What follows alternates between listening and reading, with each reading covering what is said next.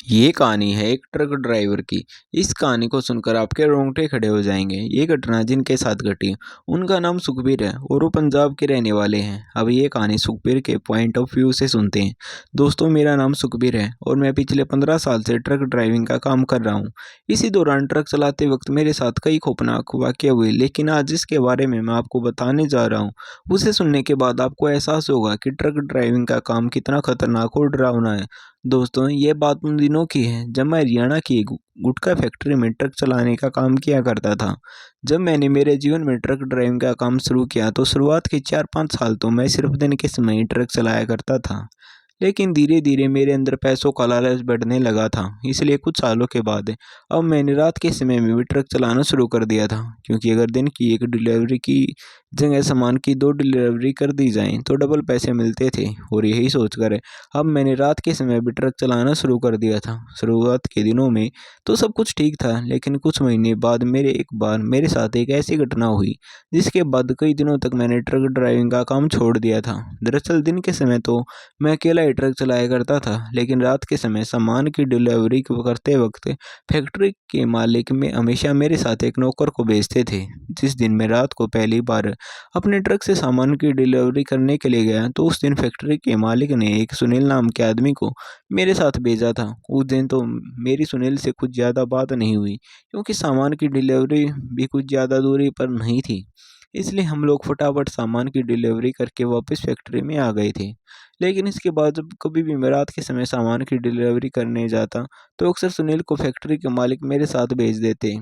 कई बार रात के समय मेरे साथ सामान की डिलीवरी करने के लिए जाने से मुझे इतना तो पता चल चुका था कि सुनील दिल का अच्छा आदमी है, क्योंकि मेरे साथ उसका व्यवहार काफ़ी अच्छा था और धीरे धीरे उसके साथ मेरी दोस्ती भी हो गई थी।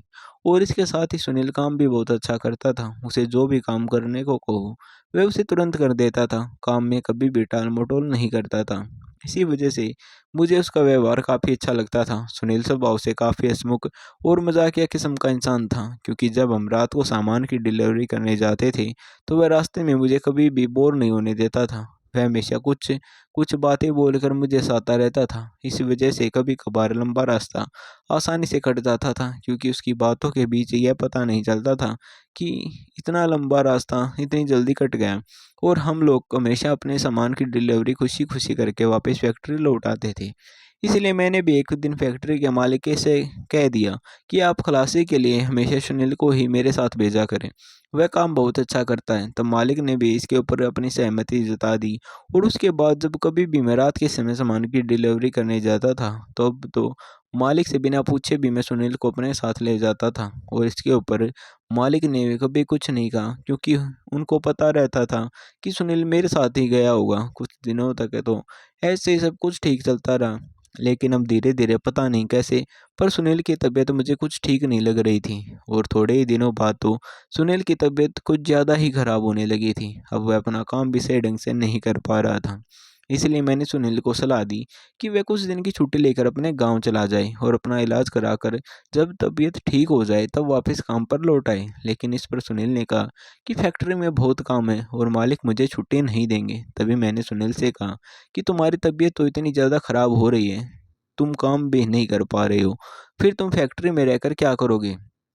तभी मैंने उसे कहा कि मालिक से मैं बात करूँगा तुम्हारी छुट्टी के लिए, और मालिक भी इतने कठोर दिल तो नहीं हैं जो तुम्हारी यह हालत देखकर भी तुम्हें छुट्टी नहीं देंगे। फिर उस दिन माल की डिलीवरी करके वापस आने के बाद मैं सुनील को लेकर मालिक के कैबिन में गया और उसकी छुट्टी के लिए मालिक से कहा। फैक्ट्री मालिक और मेरी काफ़ी अच्छी बनती थी, इसलिए मालिक ने मेरी बात मानकर सुनील को 10 दिन की छुट्टी दे दी और उसे कहा कि गाँव जाकर फटाफट अपना इलाज कराकर वापिस आ जाना। लेकिन इसके साथ ही फैक्ट्री के मालिक ने मुझे भी एक बात कही कि जब तक सुनील वापस नहीं आ जाता तब तक रात के टाइम तुम्हारे साथ खलासी के रूप में मेरे पास भेजने को कोई भी आदमी नहीं है, क्योंकि फैक्ट्री में काम इतना ज़्यादा है कि हर आदमी अपने काम में व्यस्त है। तभी मैंने भी मालिक से कह दिया कि कोई बात नहीं मालिक, मैं अकेला ही संभाल लूँगा और जब सुनील गाँव से वापस आ जाएगा तो फिर से हम दोनों साथ में ही चले जाएंगे। तो इस पर मालिक ने भी हामी भरी और फिर मैं सुनील को उसके गाँव वाली बस में बिठाने के लिए निकल पड़ा। उसे उसके गाँव वाले बस में बिठाकर मैं भी अपने घर के लिए निकल गया। लेकिन मुझे नहीं पता था कि सुनील के गाँव जाते ही उसके जाने के बाद मेरे साथ इतनी खौफनाक घटनाएँ घट जाएँगी। दरअसल अभी सुनील को गाँव गए सिर्फ़ 3-4 दिन ही हुए थे। उसके जाने के बाद मैं अकेला ही रात के समय सामान की डिलीवरी करने के लिए जाता था। लेकिन अभी 3-4 दिन गुज़रे ही थे, तभी एक दिन जब मैं फैक्ट्री से रात के सामान की डिलीवरी लेकर निकला ही था, तभी मुझे फैक्ट्री के गेट पर सुनील खड़ा हुआ दिखाई दिया। उसे देखकर एक बार तो मुझे बहुत ज़्यादा खुशी हुई, लेकिन तभी मेरे मन में विचार आया कि सुनील इतनी जल्दी वापस कैसे आ गया? इसकी तबीयत तो इतनी ज़्यादा खराब थी। तभी मैं अपने ट्रक को रोककर उसके पास गया। तभी तक वह वहीं गेट पर खड़ा था और मैंने उसके पास जाकर उससे कहा कि अरे सुनील, तू इतनी जल्दी वापस कैसे आ गया? क्या इतनी जल्दी तबीयत ठीक हो गई? तभी उसने मुझसे कहा कि उस्ताद, आप नहीं चाहते थे क्या मैं जल्दी ठीक होकर वापस आ जाऊँ? उसकी यह बात सुनकर मुझे काफ़ी अजीब लगा। तभी मैंने उससे कहा कि अरे सुनील, कैसी बात कर रहा है? मेरा बस चलता तो मैं तुझे जाने ही नहीं देता। लेकिन वो तो मेरे तेरी इतनी ज़्यादा तबीयत ख़राब थी, इसलिए मैंने तुझे घर जाने के लिए कहा था। ख़ैर अब तू आ ही गया है, तो अब चल मेरे साथ सामान की डिलीवरी करके आते हैं। लेकिन उससे पहले मैं मालिक से पूछ कर आता हूँ। तभी सुनील ने मुझे अचानक टोकते हुए कहा, अरे नहीं, इसमें मालिक से क्या पूछना? मालिक को तो वैसे भी पहले से पता ही है कि मैं हमेशा आपके साथ ही जाता हूँ और हम सामान की डिलीवरी करके वापस आने के बाद मालिक को बता देंगे। मैं आने के बाद आपके साथ गया था और फिर भी मैंने उससे कहा कि तू ठीक होकर वापस आया है, एक बार मालिक से मिल तो ले। तभी उसने मुझसे कहा कि मालिक से तो बाद में मिल लेंगे, पहले काम ज़रूरी है। और मुझे उसकी यह बात भी थोड़ी ठीक लगी और वैसे भी सुनील हमेशा काम से अपना लगाव रखता था, तो मुझे भी इसमें ज़्यादा कुछ अजीब नहीं लगा। और मैं सुनील को अपने साथ कैबिन में बिठाकर अपने ट्रक को लेकर माल की डिलीवरी करके निकल गया। जहाँ सामान की डिलीवरी करनी थी वह जगह फैक्ट्री से लगभग 400 किलोमीटर की दूरी पर थी, इसलिए उस दिन रास्ता भी काफ़ी लंबा था। अब हमें फैक्ट्री से निकले हुए काफ़ी टाइम हो चुका था, लेकिन आज मैंने महसूस किया कि सुनील पहले की तरह व्यवहार नहीं कर रहा था। वह बस चुपचाप और गुमसुम बैठा है। तभी मुझे लगा कि शायद उसकी तबीयत इतने दिनों से खराब थी, इसलिए वह ऐसा व्यवहार कर रहा है। तभी मैंने रास्ता आसानी से कट जाए और नींद ना आए, इसलिए ट्रक के म्यूजिक सिस्टम में गाने चला दिए और मैं हमेशा भक्ति से संबंधित गाने ही सुनना करता था। लेकिन उन गानों को चलाते ही मुझे सुनील के व्यवहार में कुछ अजीब सा बदलाव देखने को मिला। तभी मैंने उसे कहा कि क्या हुआ सुनील, तू ठीक तो है? उसने कहा, मुझे इन गानों से काफ़ी ज़्यादा दिक्कत हो रही है, इन्हें बंद कर दो। तभी मैंने सोचा कि ये आज उसे क्या हो गया है, क्योंकि पहले जब कभी हम सामान की डिलीवरी करने जाते थे तो खुद सुनील मुझसे कहता था कि उस्ताद गाने चलाओ ना, और आज वही सुनील मुझे उन गानों को बंद करने के लिए कह रहा था। पर मैंने सोचा कि काफ़ी दिनों से उसकी तबीयत खराब थी और शायद इसीलिए उसे इन गानों से दिक्कत हो रही हो है, और फिर मैंने उन गानों को बंद कर दिया। कुछ दूर आगे चलने के बाद मैंने महसूस किया कि शायद हम लोग रास्ता भटक गए हैं, क्योंकि जिस रास्ते पर हम लोग थे वह रास्ता काफ़ी वीरान और सुनसान लग रहा था। तभी मैंने सुनील से कहा कि अरे यार भाई, लगता है शायद हम लोग रास्ता भटक गए हैं। तो उस वक्त सुनील ने मुझे जो जवाब दिया उसे सुनकर एक पल के लिए तो मैं हैरान हो गया। उसने मुझसे कहा कि तुम रास्ता नहीं भटके हो, बल्कि तुम सही रास्ते पर हो। और यह कहकर उसने मेरी तरफ देखा और उसके चेहरे पर एक अजीब तरह की मुस्कान थी। तभी मैंने सोचा कि यार सुनील को क्या हो गया है, ये कैसी अजीब अजीब बातें कर रहा है। और इसके साथ मुझे जो सबसे ज़्यादा अजीब बात लगी वह यह बात थी कि सुनील हमेशा मुझे उस्ताद या आप कहकर बुलाता था, पर आज उसने पहली बार तू तड़ाके से मुझसे बात की थी, जो कि काफ़ी बुरा भी था। पर फिर मैंने वही बात सोची कि शायद तबीयत खराब होने की वजह से सुनील ऐसी बातें कर रहा है। तभी मैंने सुनील की ओर देखते हुए उससे पूछा कि तुम्हें कैसे पता कि ये रास्ता गलत नहीं है? क्या तुम इस रास्ते के बारे में जानते हो? तभी उसने अपने मुँह से तो कुछ नहीं बोला, लेकिन हाँ में अपना सिर हिलाया। तभी मैंने उससे एक बार फिर से पूछा कि तुम इस रास्ते के बारे में क्या जानते हो? इस पर सुनील ने बड़ी ही अजीब आवाज़ में कहा कि सब कुछ जो तुम नहीं जानते वो भी। मैंने पूछा कि सब कुछ क्या? कौन-सा है ये रास्ता? तभी सुनील ने मेरी ओर देखकर एक बड़ी ही अजीब सी और भारी आवाज़ में कहा, मौत का रास्ता। ये कहकर वह एक अजीब तरीके से मुस्कुराने लगा। अब उसकी बातों को सुनकर मुझे थोड़ा-थोड़ा डर भी लगने लगा था। आगे रास्ता भी काफ़ी वीरान होता जा रहा था। लेकिन अब भी मैंने सुनील की बातों की तरफ ज़्यादा ध्यान नहीं दिया और फिर मैंने सोचा कि क्यों ना मैप पर रास्ते को ट्रेस किया जाए। इसके लिए मैं मेरे फ़ोन को देखने लगा। तभी मुझे मेरा फ़ोन सुनील की तरफ सीट पर रखा हुआ दिखाई दिया और इसके बाद जैसे ही मेरी नज़र फ़ोन को उठाने के लिए उसकी तरफ घुमाई और जब मैंने गौर से फ़ोन की तरफ देखा तो फ़ोन को देखने के लिए साथ ही मुझे वहाँ कुछ और भी दिखा और उसे देखकर मेरा पूरा बदन सुन्न पड़ गया। उसे देखकर मुझे समझ आ चुका था कि आज मैं बहुत बड़ी समस्या में फँस चुका हूँ। क्योंकि जब मैंने फ़ोन उठाने के लिए फ़ोन की तरफ नज़रें घुमाई तो मेरी नज़र एक पल के लिए सुनील के पैरों की तरफ भी चली गई थी। मैंने देखा कि सुनील के दोनों पैर उल्टे हैं। ये देखकर मुझे समझ आ चुका था कि ये कोई सुनील नहीं है बल्कि कोई जिन पिशाच या छलावा है जो सुनील का रूप लेकर मेरे साथ आ गया है और आज यह मुझे छोड़ेगा नहीं, ये तो मुझे जान से मार डालेगा। अभी मैं ये सब सोच ही रहा था कि तभी उसने मुझसे कहा कि ट्रक को यहीं पर रोक दो, लेकिन मैंने सोचा कि अगर मैंने ट्रक को यहीं पर इस सुनसान और वीरान रास्ते पर रोक दिया, तो ये तो मुझे पक्का मार डालेगा।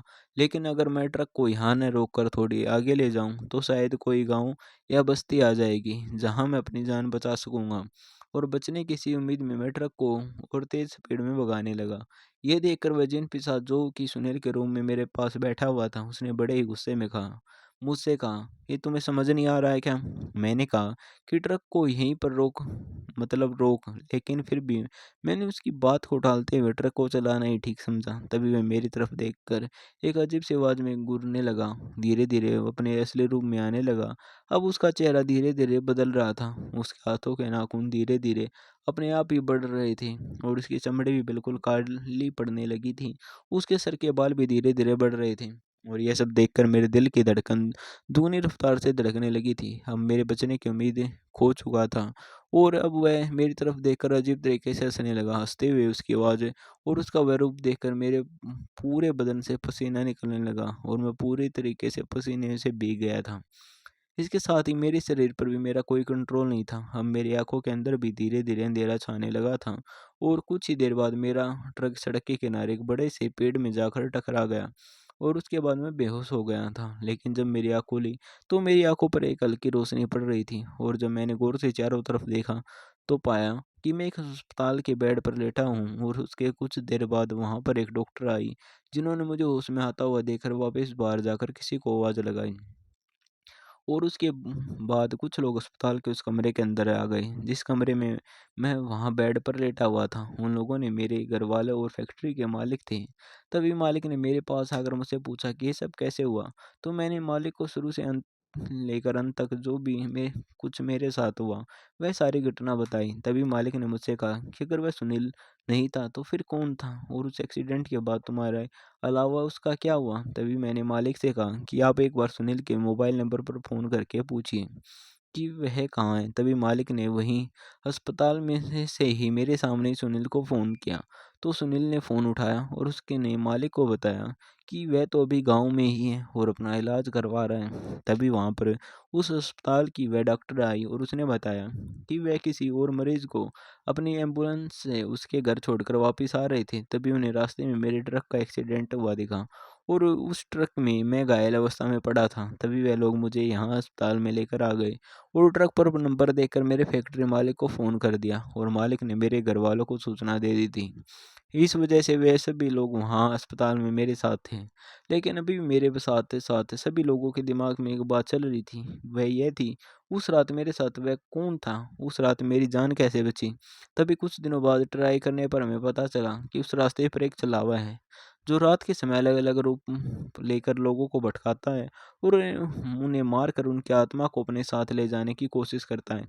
लेकिन उसने जिस पेड़ से मेरा ट्रक टकराया था, उस पेड़ से ही वह सभी की गाड़ियों को टकराता है और अगर उस एक्सीडेंट के दौरान शारीरिक रूप से कमज़ोर होने के कारण उस आदमी की वहीं पर मृत्यु हो जाती है, तो वह उस आत्मा को अपने साथ ले जाता है। लेकिन मेरा नसीब अच्छा होने के कारण और थोड़ा शारीरिक रूप से मजबूत होने के कारण मैं उस रात एक्सीडेंट में बच गया। मेरी मौत नहीं हुई। इस वजह से मेरी जान बच गई। लेकिन उस दिन के बाद से मैंने कुछ सालों तक ट्रक चलाने का काम छोड़ दिया था। लेकिन अब भी जब मैं ट्रक चलाता हूँ, तो मैं सिर्फ़ दिन के समय ट्रक चलाता हूँ। रात के समय कभी भी ट्रक नहीं चलाता क्योंकि जान है तो जहान है। तो दोस्तों, हमारी आज की ये कहानी आपको कैसी लगी? कमेंट बॉक्स में ज़रूर बताएँ और हमारे चैनल डीएस हॉरर स्टोरी को सब्सक्राइब कर लो। मिलते हैं कल एक नई कहानी में।